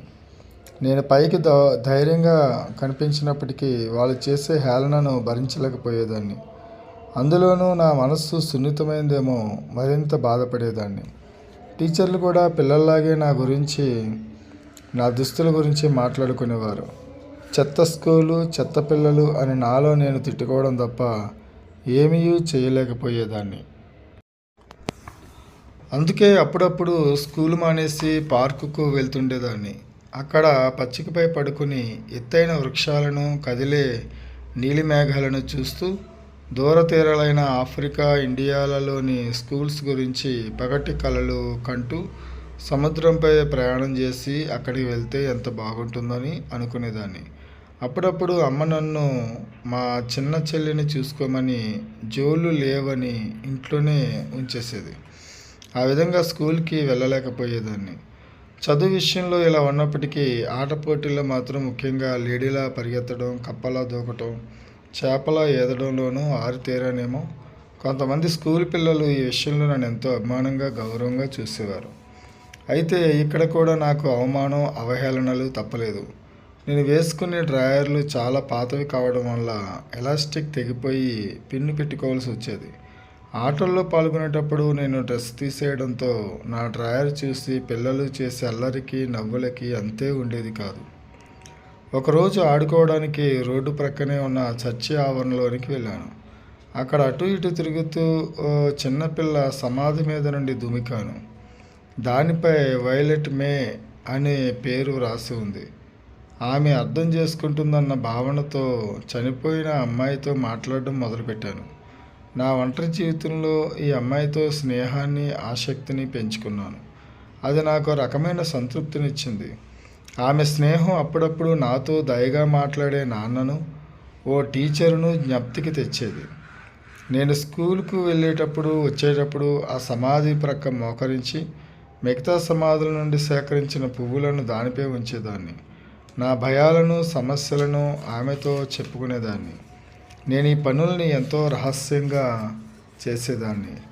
అందుకే ఈ వింత స్నేహం ఎవరికీ తెలియలేదు. చనిపోయిన ఆ చిన్నమ్మాయే నాకు మంచి స్నేహితురాలిగా మిగిలింది. మిగతా సమయాల్లో మాత్రం మా ఊరి శివారున ఉన్న కొండపైకి ఎక్కి బ్లూబెల్స్ అనే పూలు కోసుకుంటూ, రాళ్ళు ఏరుకుంటూ కాలం గడిపేసేదాన్ని. యుద్ధం జరిగే సమయంలో ఈ కొండ మీద కొంతమంది అమెరికన్ సైనికులు గుడారాలు వేసుకుని ఉండేవారు. నెమ్మదిగా పాక్కుంటూ వెళ్ళి ముళ్ళ పొదల, తీగల, కంచెల మాటున పొంచి ఆ సైనికులు ఏమి చేస్తున్నారో గమనించేదాన్ని. వాళ్ళ దగ్గరకు వస్తే చాక్లెట్ పెట్టమని, చూయింగం పెట్టమని అడిగేదాన్ని. వాళ్ళు చాలా మంచివాళ్ళు. ఎప్పుడూ ఏదో ఒకటి ఇచ్చేవారు. వెంటనే ఇంటికి పరిగెత్తుకెళ్ళి నా చెల్లెలకు కూడా వాటిని పంచేదాన్ని. నా కుటుంబ పతనం గురించి నా భయంకరమైన ఊహలన్నీ త్వరలోనే నిజమయ్యాయి. అమ్మా నాన్నల మధ్య ఉండే ఆ కాస్త ప్రేమ కూడా చల్లారిపోయింది. పగలంతా బాగానే ఉన్న రాత్రి అయ్యేటప్పటికీ కేకలు, పెడబొబ్బలు, బూతులు, తిట్టుకోవడంతో ఒకటే గోలగా ఉండేది. దీనికి కారణం డబ్బు కొరత.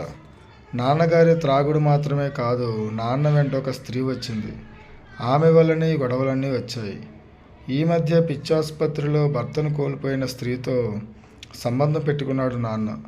ఆమెతో చాలా స్నేహంగా ఉంటూ అమ్మను పట్టించుకునేవాడు కాదు.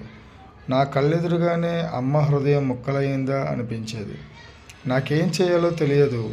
అమ్మ ఎప్పుడు ఏడుస్తూ ఉంటే ఆమెను వదిలి వెళ్ళడానికి భయం వేసేది. ఏడవకమ్మ, అంతా త్వరలో బాగుపడుతుందిలే అంటూ ఓదార్చడానికి ప్రయత్నించేదాన్ని. ఆయనకెవతో దొరికిందమ్మా, నేను అక్కర్లేదుక అంటూ ఏడ్చేదమ్మ. ఆ స్త్రీ నాకు దొరికితే చంపేస్తాను అనుకునేదాన్ని. బ్రతుకు మునుపటి కన్నా దుర్భరమైపోయింది. నల్లని కారు మేఘాలు చుట్టూ అలుముకొని ఏ క్షణమైనా ఉరుముతాయా అన్నట్టున్నాయి పరిస్థితులు. నాకున్న ఒకే ఒక స్నేహితురాలైన నా కుక్క బెస్సీ నా మనస్సు గ్రహించినట్టుగా నిస్సహాయంగా విచారంగా తన గోధుమ రంగు కళ్ళతో నా వంక చూసేది. నా ప్రియమైన బెస్సీ, నన్ను అర్థం చేసుకున్నావంటూ దాని తలను ప్రేమతో నిమిరేదాన్ని. ఓ రోజు సాయంత్రం ఆడుకోవడానికి వెళ్ళి ఇంటికొచ్చేటప్పటికి అమ్మ కనిపించలేదు. ఇల్లంతా నిశ్శబ్దం రాజ్యమేలుతున్నట్టుగా ఉంది. పొయ్యి వెలిగించడానికి ఏమీ లేదు. నేను తొందరగా చెల్లెళ్ళు కొంచెం రొట్టె జామ పెట్టి త్వరగా నిద్రపుచ్చేశాను. త్వరలోనే వాళ్ళు గాఢ నిద్రలోకి జారుకున్నారు. నేను ఒంటరిగా మిగిలాను. బయటంతా చీకటి. ఇంట్లో దీపాలు కూడా లేవు. అమ్మ నాన్నని మమ్మల్ని శాశ్వతంగా ఒంటరిగా చేసి వెళ్ళిపోయిందేమోనని అనిపించి భయంతో ఉనికిపోయాను. మొహాన్ని చేతుల్లో కప్పుకొని వెక్కి వెక్కి ఏడ్చాను. అకస్మాత్తుగా నాన్నగారి కంఠం, దానిని అనుసరించి పెద్ద గుంపు మా ఇంటి ముందుకొస్తున్న చప్పుళ్ళు వినిపించాయి. అదేమిటోనని అతి జాగ్రత్తగా ఆలకించాను. వారి మాటల్లో కాలువ అనే పదం దొరలడం వినిపించి వెంటనే క్రింది మెట్ల వైపుకు పరుగు తీశాను. అక్కడ నాకు కనిపించిన దృశ్యం, దుప్పటి కప్పుకొని కుర్చీలో వణుకుతూ కూర్చుని ఉన్న అమ్మ, కొంతమంది ఇరుగు పొరుగు వాళ్ళు, నాన్నతో వచ్చిన కొత్త స్త్రీ. నాన్నని ఆ కొత్త స్త్రీని చూడగానే నాకు ఒళ్ళు మండిపోయింది. నాన్నే అమ్మని కాలులోకి తోసేశాడని గట్టిగా అరిచాను. మీ అమ్మే దూకింది అని అరిచాడు నాన్న. అప్పుడే గమనించాను, నాన్న బట్టలు కూడా పూర్తిగా తడిసి ఉండడం. సరే, అది ఆమె తప్పే, కానీ నువ్వు తీసుకొచ్చిన ఆ స్త్రీ సంగతి ఏమిటి అని ఆ స్త్రీ వైపు తిరిగి, ఎవరు నువ్వు? బయటికి పో, మా ఇంట్లోంచి బయటికి నాడు అన్నాను బిగ్గరగా. ప్రక్కన ఉన్న ఇరుగు పొరుగు వారు ఒక్కొక్కరే నెమ్మదిగా వెళ్ళిపోతున్నారు. నాన్న, ఆ స్త్రీ కూడా వెళ్ళిపోతున్నారు. తర్వాత అసలు కథ నాకు తెలిసింది. నాన్న క్రొత్త స్త్రీతో తిరగడం అమ్మ గమనించి వాళ్ళను నెమ్మదిగా వెంబడించి వంతెన దగ్గర నిలదీసింది. చాలాసేపు వాదోపవాదాలు జరిగాయి. అమ్మ అవమానం భరించలేక జీవితాన్ని అంతం చేసుకుందామని కాలువలోకి దూకింది. వెంటనే నాన్న కూడా కాలువలోకి దూకి అమ్మను రక్షించాడు. పాపం అమ్మ చచ్చిపోవాలనుకుంది. అమ్మ మళ్ళీ ఎప్పుడైనా అలాంటి సాహసం చేస్తుందేమోనని భయం పట్టుకుంది నాకు. దాంతో అసలు అమ్మని వదిలి ఉండేదాన్ని కాదు. ఆ మరునాడు ఆదివారం ఇల్లు వదిలి వెళ్ళిపోతానంది అమ్మ. ఇక ఏడవడం నా వంతయింది. అమ్మ, మమ్మల్ని వదిలి వెళ్ళకమ్మా, ప్లీజ్ వెళ్ళకమ్మా అంటూ బ్రతిమాలాను. అమ్మా, నువ్వు వెళ్ళిపోతే నేను బ్రతకలేను, నిన్ను ప్రేమిస్తున్నానమ్మా అన్నాను. ఆమె వెళ్ళనని వాగ్దానం చేసే వరకు ఏడుస్తూనే ఉన్నాను. ఆమె మాటలు నాకు తృప్తినివ్వలేదు. నా సండే స్కూల్ టీచర్లకు విషయాలన్నీ తెలిసాయేమో. ఆ రోజు నన్ను నా చెల్లెలను ఎంతో జాలిగా ప్రేమగా చూశారు. సోమవారం ఉదయం స్కూల్కి వెళ్ళాను, కానీ మనస్సులో లేదు. స్కూల్ ముగిశాక ఇంటికి పరిగెత్తికెళ్ళాను. కుక్క బ్లెస్సీ నా కోసం ఎదురు చూస్తూ ఉంది. ఇల్లంతా ఖాళీగా ఉంది. నా చిన్న చెల్లెలు కూడా లేదు. నా దృష్టి అక్కడున్న పాలసీసపై గుచ్చి ఉన్న చీటీపై పడింది. ఆత్రంగా తీసి చదివాను. ప్రియమైన డాలీ, అమ్మ వెళ్ళిపోతుంది. ఇంకా ఎప్పటికీ ఇంటికి రాదు. మంచి పిల్లలా ఉండి చెల్లెలను బాగా చూసుకో, ఏడవకు. ప్రేమతో అమ్మ. నా చిన్న ప్రాణాలను ఎవరో తీసిపారేసినట్టయింది నాకు. మళ్ళీ ఉత్తరం చదివాను. ఆ ఉత్తరాన్ని నేను నమ్మలేకపోయాను. ఇది నిజం కాదు, ఇదంతా ఒక భయంకరమైన పీడకల. అమ్మా అని గట్టిగా అరిచాను, కానీ నిశ్శబ్దమే నాకు సమాధానమైంది. ఇల్లంతా వెలితిగా కనిపించింది. ఎంతసేపు అలా ఏడుస్తున్నానో నాకే తెలియదు. నా చిన్నారి మనస్సు చెదిరిపోయింది. ఏడుపు స్థానంలో కోపం, అసహ్యం చోటు చేసుకున్నాయి. నా బాధ వేదనలను ప్రపంచానికి చూపిస్తాను, ఎలాగో అమ్మను దక్కించుకుంటాను అనుకుంటూ అమ్మ కోసం వెతకడం ప్రారంభించాను. నా చిన్న చెల్లి సెల్వియా కనిపించింది. అమ్మ కోసం ఎక్కడని వెతకను? ఎవరిని అడిగినా అమ్మ జాడ తెలియలేదు. ఎంత వెతికినా ప్రయోజనం లేకపోయింది. చేసేది లేక నా చిన్న చెల్లితో కలిసి ఇంటి ముఖం పట్టాను. ఇంట్లో చిన్న రొట్టె ముక్క కూడా లేదు. చెల్లెళ్ళు నేను భయంతో, ఆకలితో, చలిలో వణుకుతూ ఉన్నాం. సాయంత్రం 6 గంటలకు నాన్న వచ్చి అమ్మ ఇల్లు వదిలిపోయిందని తెలిసి కూడా ఏమీ పట్టించుకోలేదు. నువ్వే అమ్మని బయటికి పంపావు. ఏం చేస్తున్నావు నాన్న? నువ్వు తీసుకొచ్చిన ఆ స్త్రీ కలిసి అమ్మని బయటికి గెంటేశారు అని అరిచాను గట్టిగా. నాన్న నా అరుపులేమీ పట్టించుకోలేదు. మిమ్మల్ని అందరినీ చూడడానికి రేపు క్రొత్త అమ్మ వస్తుంది అన్నాడు నాన్న. నాకు అమ్మొద్దు, నాకు మా అమ్మే కావాలి అని ఏడ్చాను. అప్పటికే నాన్న నిర్ణయించుకున్నాడేమో. నేనెంత ప్రతిఘటించినా లాభం లేకపోయింది. నాన్న నన్ను నెమ్మదిగా చిప్స్ కొనుక్కోమని షాపుకు పంపించి ఆ కొత్త స్త్రీని తీసుకుని రావడానికి వెళ్ళాడు. అన్నట్టుగానే అమ్మ స్థానంలో ఆ క్రొత్త స్త్రీని తీసుకుని వచ్చాడు నాన్న. తనతో కూడా తన 2 పిల్లల్ని తీసుకొచ్చిందామె. అది చూసి నాకు అరికాలి మంట నెత్తికెక్కింది. ఆమె గర్భవతి అని కూడా గమనించాను. ఓ అదా సంగతి, అందుకే మా నాన్నని నీ వల్ల వేసుకున్నావు అని నా ఇష్టం వచ్చినట్టు తిట్టాను. సరే, నిన్నెప్పటికీ అమ్మ అని పిలవను. నువ్వు మా అమ్మవు కావు, ఎప్పటికీ కాలేవు అన్నాను. ఈ క్రొత్త పరిస్థితులన్నిటినీ మౌనంగా భరిస్తానని నాన్న అనుకుని ఉంటాడు. కానీ ఆయన అంచనాలన్నీ తారుమారయ్యాయి. నా వయస్సు 11 ఏళ్ళు, అయినా మనసు చాలా దృఢమైనది.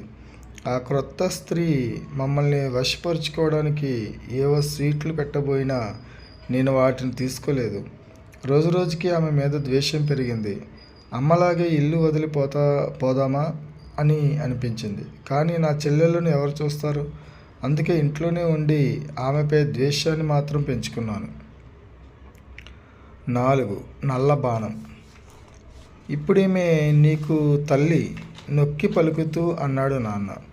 బాహ్యంగా చూపే ఈ ఆదరణ నా హృదయంలో దావాగ్నిని చల్లార్చలేకపోయింది. ఆమె పిల్లలిద్దరూ కూడా వట్టి పనికి మాలిన వాళ్ళు. క్రమశిక్షణ అస్సలు లేదు. ఈ క్రొత్త అమ్మ వయసు మా అమ్మ కన్నా చిన్నది. ఆమె నల్లని జుట్టును విరబోసుకుని పిశాచిలా కనిపించేది. అందుకే నల్లబాణం అని ఆమెకు పేరు పెట్టాను. అలా పిలవడం వల్ల నాకు కష్టాలు ఎదురైనా ఆ పేరే ఆమెకు సరిగ్గా సరిపోతుంది. ఆమెను గౌరవించాలని నాన్న మాతో ఎన్నో ప్రయత్నాలు చేయించేవాడు. కానీ అవన్నీ వ్యర్థమైపోయాయి.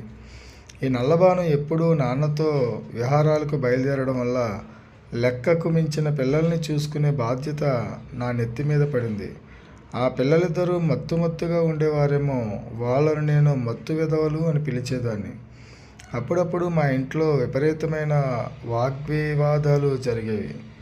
ఈ జీవితాన్ని మా అమ్మ ఉన్నప్పటి జీవితంతో పోల్చి చూసుకుంటే అవి ఎంత ప్రశస్తమైన గడియలో నాకు అర్థమైంది. నేను ఇంకా అమ్మ కోసం వెతకటం మానలేదు. కొన్నిసార్లు నా కుక్కతో చెల్లాయితో కలిసి మైళ్ళ కొద్దీ నడుస్తూ వెళ్ళేదాన్ని. కనిపించిన ప్రతి ఇంట్లోకి, షాపుల్లోకి అమ్మ కనిపిస్తుందేమోనని తొంగి చూసేదాన్ని.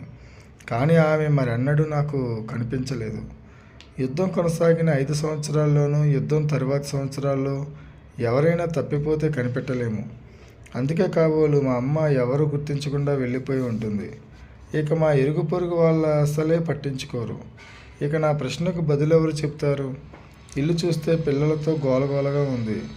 మొదట్లో కొత్త పిల్లలిద్దరితో బాగానే ఉంది. కానీ వాళ్ళ తాత అమ్మమ్మలు వచ్చి తీపి వస్తువులు, కానుకలు తెచ్చి ఆ 2 పిల్లలకు ఇచ్చి నన్ను చెల్లెళ్ళను నిర్లక్ష్యం చేసినప్పుడు మాత్రం నాకు చాలా కోపం వచ్చేది. మా చెల్లెళ్ళు ఆశతో ఈర్ష్యగా వాటి వంక చూడడం గమనించాను. అందుకే వెంటనే నేను, మీకెంత దురాశ పనికిరాదు, మిగిలిన వారికి కూడా పెట్టండి అని వాళ్ళ చేతిలో ఉన్న మిఠాయిలను లాక్కున్నాను. వాళ్ళంతా ఆశ్చర్యంగా గొడ్లప్పగించి నా వైపు అలాగే చూస్తున్నారు. ఆ కొత్త పిల్లలిద్దరూ తేరుకుని ఆ ఇంటికి తల్లి తండ్రి సమస్తము నేనేనని ఒప్పుకోక తప్పలేదు. ఈ 2 పిల్లలను నిందించడం అనవసరం అనిపించింది నాకు. ఎందుకంటే వాళ్ళు కూడా పరిస్థితులకు బానిసలే కదా. వాళ్ళిద్దరూ నా చెల్లెళ్ళతో పాటు నేను ఎక్కడికి వెళ్తే అక్కడికి వచ్చేవారు. కొన్ని సమయాల్లో నేను ఒంటరిగా ఉన్నప్పుడు నా ప్రియ మిత్రురాలు వయోలెట్ మే సమాధి దగ్గరికి వెళ్ళి నా బాధలు, కష్టాలను చెప్పుకునేదాన్ని. బహుశా నా స్నేహితురాలు ఆకాశంలో నిలబడి అమ్మను చూస్తుందేమో అనుకునేదాన్ని. ఒకసారి స్కూల్ నుంచి ఇంటికి వచ్చేటప్పటికి నల్లబాణం మా చెల్లిని కొడుతోంది. అది చూసి నాకు చాలా కోపం వచ్చింది. రొట్టెలు కోసే చాకు తీసుకుని నల్లబాణాన్ని గదంతా తరిమాను. నువ్వు మళ్ళీ మా చెల్లి మీద చేయి చేసుకున్నావంటే చంపేస్తాను. ముసలి దెయ్యమా అంటూ బిగ్గరగా అరిచాను. నేను అన్నంత పని చేయగలననుకుందేమో. మీ నాన్నతో చెబుతానని అరుచుకుంటూ వెళ్ళిపోయింది. నీ ఇష్టం వచ్చినట్టు చెప్పుకో, ఆయన నన్నేం చేసినా లెక్క చేసేది లేదు. కానీ మా చెల్లెళ్ళను ఏమైనా చేశావో జాగ్రత్త అన్నాను. ఇలాంటి దృశ్యాలు సంఘటనలు మా ఇంట్లో చాలా సామాన్యమైపోయాయి. నేను ఎప్పుడైనా దొరికితే మట్టుకు నాన్న నన్ను కొట్టేవాడు. ఆయన బాగా త్రాగడం వల్ల మానసికంగా చాలా నీరసపడిపోయేవాడు. అందుకే ఆయన్ని చాలా సులువుగా మోసం చేసేదాన్ని. ఆయన దృష్టిలో మేమంతా వస్తువు లాంటి వాళ్ళం.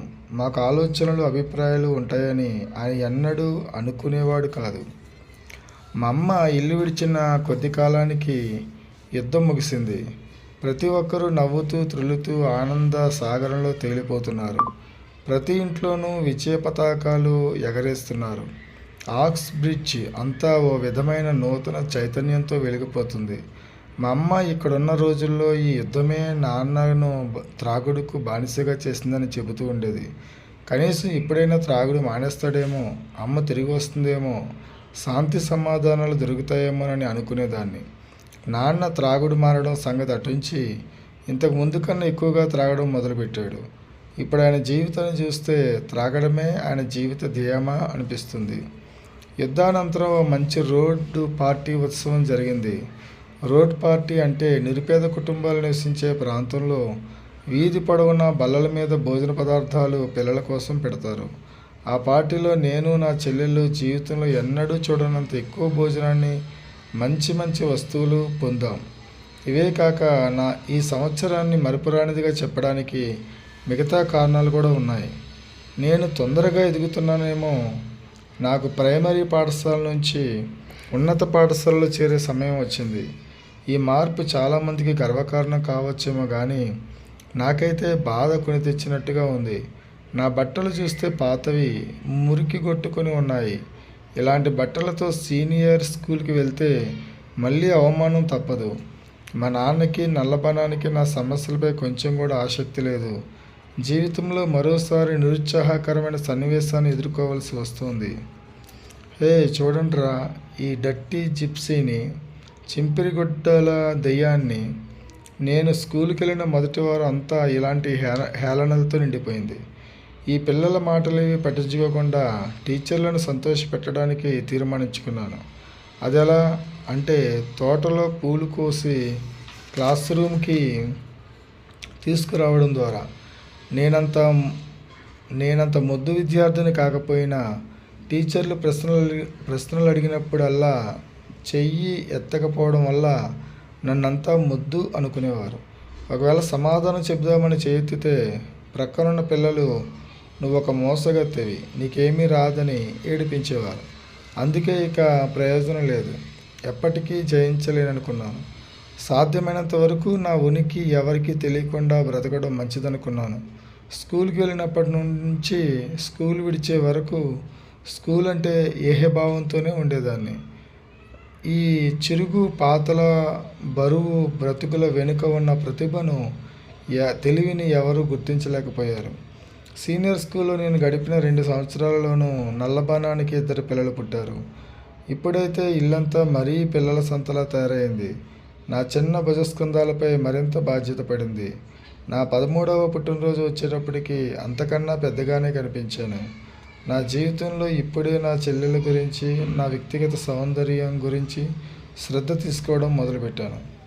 మా స్కూల్ దగ్గర ఉండే క్లినిక్ వాళ్ళు టూత్ బ్రష్లు, పేస్టులు, దువ్వెనలు సరఫరా చేసేవారు. శుభ్రత విషయంలో ఎక్కువ శ్రద్ధ వహించడం ప్రారంభించాను. నా 4 చెల్లెలను పంప దగ్గరికి తీసుకువెళ్ళి మురిగిపోయేదాకా స్నానం చేయించేదాన్ని. వాళ్ళు చక్కగా ఉన్నారని తృప్తి పడిన తర్వాత మిగతా పిల్లల్ని చూసుకునేదాన్ని. ఇంకా నేను తయారవడానికి నాకు చాలా తక్కువ సమయం మిగిలేది. అయినప్పటికీ చక్కగా కనిపించడానికే శ్రద్ధ వహించాలని నిర్ణయించుకున్నాను. మా నాన్నగారు ఇచ్చిన పాత నగల పెట్టే ఒక గాజు పూసల దండ మాత్రమే ప్రస్తుతం నా దగ్గరున్న 2 గొప్ప వస్తువులు.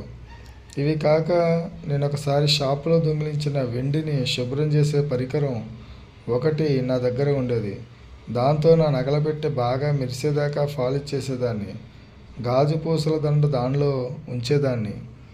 అప్పుడప్పుడు పెట్టెలో నుంచి పూసల దండ తీసి అవి ఎండలో మెలమెల మెరుస్తుంటే గమనిస్తూ ఉండేదాన్ని. ఇవే నా ఆస్తి, ఎక్కువేమీ కాకపోయినా అవి నా సొంతం. చక్కగా అందంగా అలంకరించుకోవాలనే నా తాపత్రయానికి ఇంటిలోని పరిస్థితులు అనుకూలంగా లేకపోవడం వల్ల ఎక్కడికైనా పారిపోతే బాగుండును అనుకునేదాన్ని.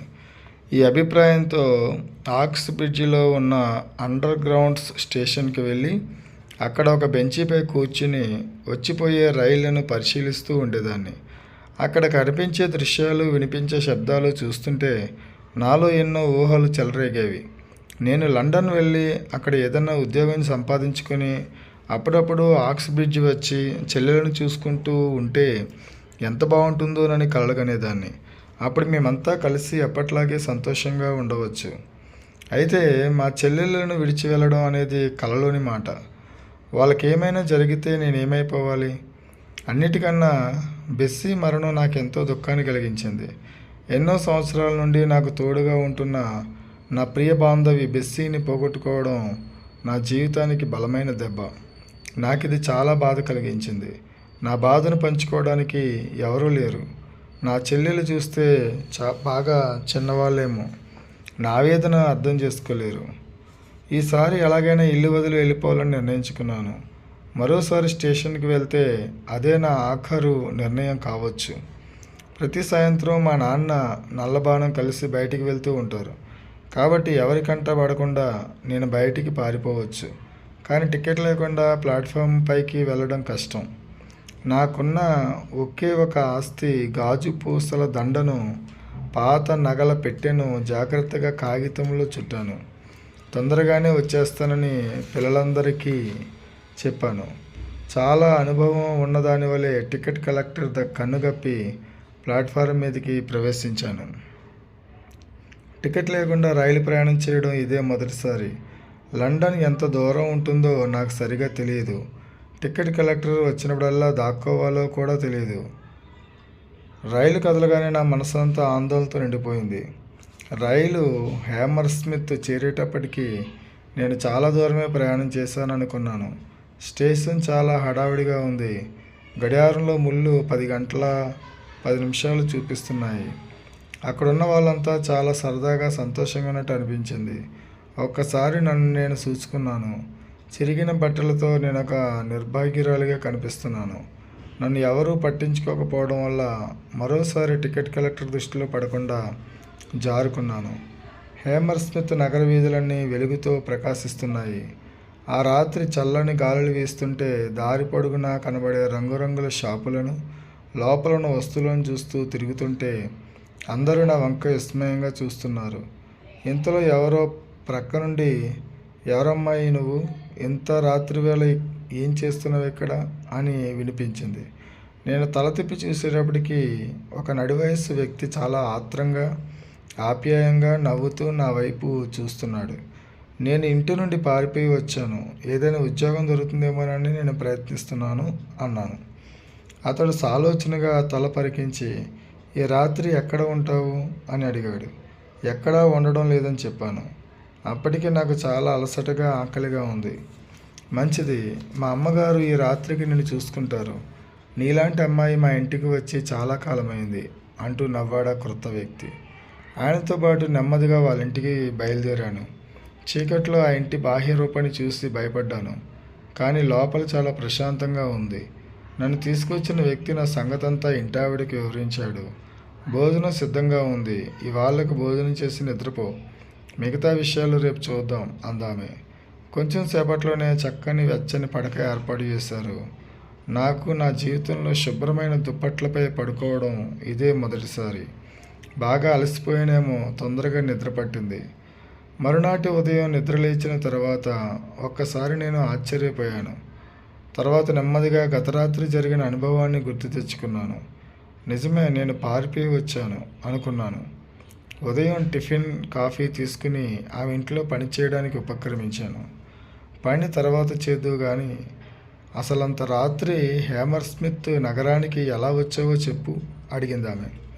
నా కథంతా ఆమెకు చెప్పేశాను. అంతేగాని నేను చేసింది తప్పని అనుకోలేదు. ఏదైనా ప్రోత్సాహకరమైన జీవితం కోసం ఎదురు చూస్తున్న దాన్ని నేను. నా సంగతి విన్నాక ఆమె చెమ్మగిలిన కళ్ళను తుడుచుకుంది. చూడండి, నేనేదో విధంగా ఉద్యోగం సంపాదించి ఆ డబ్బుతో నా చెల్లెలను పోషించాలనుకుంటున్నాను.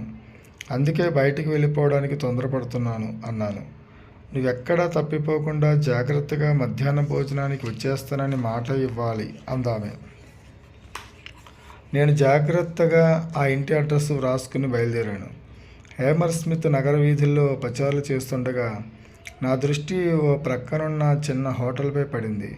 నెమ్మదిగా లోపలికి దారి తీశాను. కౌంటర్లో ఒక స్త్రీ గ్లాసులను శుభ్రమైన గుడ్డతో తుడుస్తూ కనిపించింది. క్షమించండి, నాకేదైనా ఉద్యోగం ఇప్పించగలరా అని అడిగాను. ఆమె ఒక్కసారి నా వైపు ఆశ్చర్యంగా చూసి, నీకెన్నేళ్ళుంటాయి అని అడిగింది. నేను క్షణం ఆలోచించి 14 అన్నాను. వయసులో చిన్నదానైనా కష్టపడి పని చేయగలను అన్నాను. అలాగా అందామె. దయచేసి నాకు ఒక అవకాశం ఇప్పించండి అంటూ బ్రతిమాలాను. సరే, రేపు ఒకసారి కనిపించు అందామె. నా మనసంతా సంతోషంతో నిండిపోయింది. ఆమె కనుమరుగయ్యేంత వరకు కృతజ్ఞతాభావంతో చూస్తూ ఉండిపోయాను. ఈ వార్త చెబుతామని సంతోషంతో ఇంటికి బయలుదేరాను. కానీ ఇంటికి వెళ్ళేసరికి అక్కడ ఒక ఆడ పోలీసు, మగ పోలీసు ప్రక్కనే మా నాన్నను చూసేటప్పటికీ నా మొహం పాలిపోయింది. ఎంత దురదృష్టం అనుకున్నాను. నాకు తెలుసు పరిస్థితులు ఎప్పుడూ నాకు అనుకూలంగా ఉండవని. ఇంటి యజమాని నా దగ్గరకు వచ్చింది. డోరిన్, నన్ను క్షమించు. నీకు ఇంకా 13 ఏళ్ళే, కాబట్టి మీ నాన్నగారితో ఇంటికి వెళ్ళిపో అంది. నేను ఆయనతో ఇంటికి వెళ్ళను, ఇక్కడే ఉంటాను అంటూ ఏడవడం మొదలుపెట్టాను. ఏడవకు, నాకు చెప్పిన నీ కథంతా ఈ పోలీసు ఆమెకు చెప్పు అందామె మళ్ళీ. నేను హేమర్ స్మిత్కు ప్రయాణమే వచ్చిన కారణాన్ని, ఉద్యోగం సంపాదించి చెల్లెలను బాగా చూసుకోవాలనే నా ఉద్దేశాన్ని పోలీసు ఆమెకు చెప్పాను. నాకు ఉద్యోగం దొరికింది, రేపటి నుంచి పనిలో చేరాలి అని కూడా చెప్పాను. పోలీసు ఆమె నన్ను మరో గదిలోకి తీసుకుపోయి మా ఇంటి పరిస్థితుల గురించి జాగ్రత్తగా ప్రశ్నించింది. నేను చెప్పేదంతా జాగ్రత్తగా విన్నది. ఈ సంభాషణ ముగిశాక పోలీస్ కారులో తిరిగి ఆక్స్ బ్రిడ్జ్కి తీసుకుపోయారు. అక్కడ నన్ను చూడడానికి ఇరుగు పొరుగు వాళ్ళు, పిల్లలు గుమికూడి ఉన్నారు. అందరూ నన్ను ఎంతో వింతగా చూస్తున్నారు. మా నాన్న మాత్రం జీవితంలో నేను ఎన్నడూ ఎరుగనంత గట్టిగా కుట్టారు. ఎవరితోనూ ఏమీ చెప్పకు, చెప్పావంటే ఇంకా గట్టిగా తన్నులు తింటావు అన్నారు. నేను పోలీసు అధికారుల ముందు మా ఇంటి పరిస్థితులను గురించి చెప్పినప్పుడు నాన్నగారు వాటన్నిటినీ త్రోసిపుచ్చినప్పటికీ వారు దాన్ని పూర్తిగా నమ్మలేదు. అందుకే మరునాడు సాంఘిక సంక్షేమ శాఖ నుండి ఓ అధికారి మా ఇంటి ముందు ప్రత్యక్షమయ్యాడు. నల్లబాణం బాగా అలంకరించుకుని తనకు డబ్బు లేదని, ఇంకా చాలా సమస్యల వల్ల పిల్లలను సరిగా చూడలేకపోతున్నామని చెప్పింది. పిల్లల సంక్షేమ శాఖ నుండి కొద్ది రోజుల్లోనే మాకు దుప్పట్లు, బట్టలు పంపబడ్డాయి. దాంతో పరిస్థితులు కొంచెం మెరుగుపడినట్టు కనిపించినా మళ్ళీ మామూలే. నేను మరోసారి ఇంట్లో నుంచి పారిపోదాం అనుకున్నాను. ఈసారి జాగ్రత్తగా ఆలోచించి 14 ఏళ్ళు వచ్చిన తర్వాతే వెళ్దామని, ఎవరికీ అందనంత దూరంగా పారిపోవాలని నిశ్చయించుకున్నాను. నన్నెంతో ఉత్సాహపరిచి సహాయం చేసి నా పట్ల శ్రద్ధ వహించిన స్త్రీల సమాజం అధికారిని గారికి నేను ఇంట్లో నుంచి పారిపోయిన సంగతి తెలిసిన, ఇంట్లో నాకు ఎదురయ్యే సమస్యలు ఆమెకు తెలుసు కనుక సండే స్కూల్లో ప్రతివారం క్రమంగా హాజరయ్యేలా నన్ను ప్రోత్సాహపరిచింది. అందరికీ ఆశ్చర్యం కలిగేలా మంచి హాజరు ఉన్నందుకు నాకు ఒక ప్రత్యేక బహుమతి లభించింది. ఇక్కడ గమనించవలసిన విషయం ఏంటంటే, ఈ బహుమతి మంచి ప్రవర్తనకు మాత్రం కాదు. ఈమె అప్పుడప్పుడు నాకు క్రీస్తు ప్రభుని గురించి చెప్పేది. నీ జీవితం పట్ల ఆయనకు ఒక ఉద్దేశం ఉంది డోరిన్ అని ఆమె అంటూ ఉండేది. నిజానికి క్రీస్తు ప్రభువును నేను అంగీకరించకపోయినా ఆ అధికారి గారిని బాధ పెట్టడం నాకు ఇష్టం లేదు. నీకోసం ఎప్పుడూ ప్రార్థిస్తూనే ఉంటాను. మా ప్రయత్నం మాత్రం మానం అన్నారామె. పంజరపు పక్షి లాంటి నా బ్రతుక్కి స్వేచ్ఛ కలిగించింది ఆమె. ఆక్స్ బ్రిడ్జికి దగ్గరలో ఉన్న కోలే అనే చిన్న గ్రామంలో ఉన్న ఓ ఇంట్లో పనిచేయడానికి ఆమె నన్ను కుదిర్చింది. స్కూల్లోని నిర్బంధ విద్య అయిపోగానే పని చేయడానికి వెళ్ళాలి. జీతం చాలా తక్కువే, అయినా పని బాగా చేస్తే ముందు ముందు మంచి స్థితి రాగలదని ఆమె గారు నాకు మాటిచ్చారు. నేను పొందబోయే క్రొత్త జీవితం దానికోసం నన్ను ఓపికతో కనిపెట్టేలా చేసింది. ఆఖరికి మళ్ళీ నేను ఇంట్లో నుంచి పారిపోయే పరిస్థితి ఎదురయ్యింది.